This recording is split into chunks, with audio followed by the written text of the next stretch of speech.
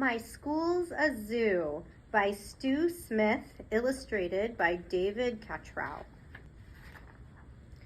Yesterday's trip to the zoo left me feeling rather strange, like my life was somehow different or just about to change. My parents didn't look the same. I watched them snort and drool. My sister ate my homework. I'm glad it's time for school. As I climbed aboard the school bus, my heart began to race. The driver waved his hairy arms with a banana on his face. Animals crammed in every seat. Where'd all the people go? There has to be an answer.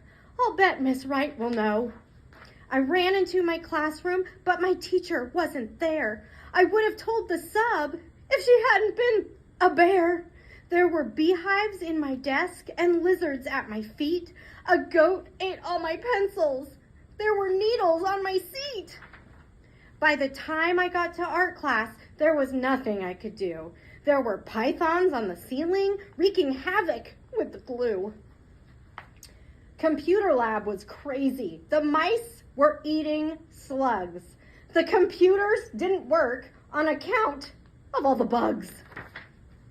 I tried to call for help, but a yak was on the phone. The principal was useless. He was gnawing on a bone. The librarian caught me hiding, and she threw me quite a look. As I glanced around the room, I noticed worms in every book.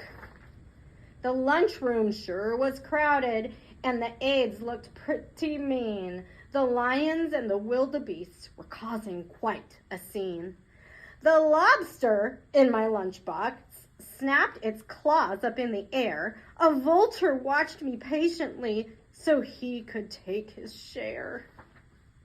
The turtles on the playground were spinning down the slide while hyenas laughed in chorus as a hippo took a ride.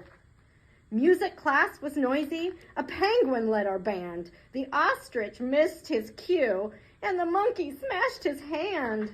I was feeling kind of nauseous, so I went to see the nurse. But judging by her awful fangs, I thought she'd make things worse. There were starfish on my papers, and a beaver cleaned the boards.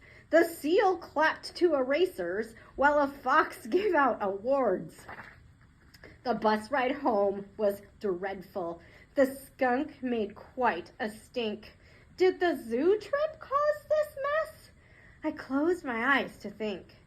The next thing that I knew, the driver tapped my hand, and things seemed back to normal with my sister eating sand. I sure hope that our next trip to the dinosaur display won't have the same effect as the zoo trip did today. But that could never happen. The dinosaurs are gone. At least I think they are. Then again, I could be wrong.